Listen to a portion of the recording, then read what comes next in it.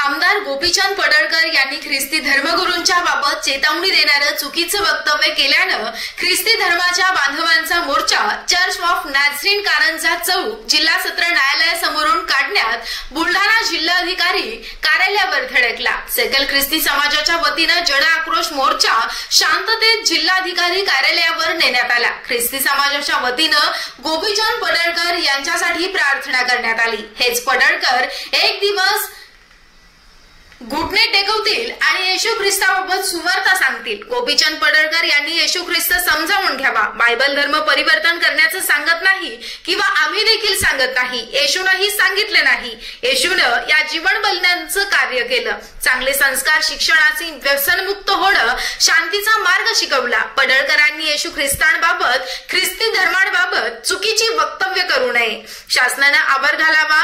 पालक, pastor, brother यांना संरक्षण देण्यात यावं। यापुढे हिवाळी अधिवेशनावर मोर्चा नेणार आहोत, याबाबत देखील यावेळी सांगण्यात आलं। त्यामध्ये न्याय मिळण्यासाठी आम्ही हिवाळी अधिवेशनामध्ये मुंबई येथे मोर्चा नेणार आहोत। ऋतुजाताई यांनी आत्महत्या केली, त्याची सीबीआय चौकशी करण्यात यावी। यामध्ये जर पालक दोषी असतील तर त्यांनाही शिक्षा झालीच पाहिजे। कोणी दोषी असेल त्याला कठोर शिक्षा करण्यात यावी।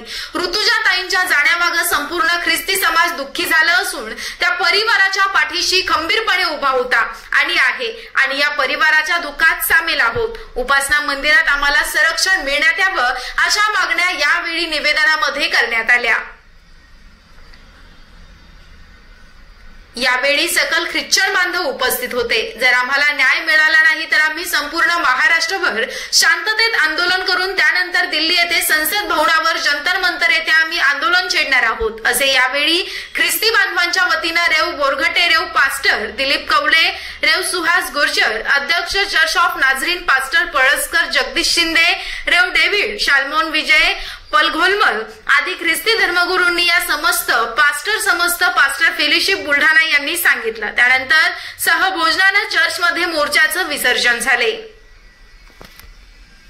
आज कोणता आधार कार्ड घ्या, पॅन कार्ड घ्या, जातीचा दाखला घ्या किंवा काय, त्याच्यावर तुमचं नाव बदलायचं आहे, एक विनंती बदलायची आहे, एक अनुसार त्याच्यावर जर काही बदल करायचा आहे, जोपर्यंत त्याचे व्हेरीफाय होत नाही, जोपर्यंत कलेक्टरचा त्याच्यावर परवाना मिळत नाही किंवा शासनाचा त्याच्यावर त्याला जेव्हा शहानिशा होत नाही तोपर्यंत त्याच्यामध्ये बदल होत नाही। मग हे ख्रिश्चन धर्मगुरू हे बदल कसे करत आहे, हे परिवर्तन कसे करत आहे?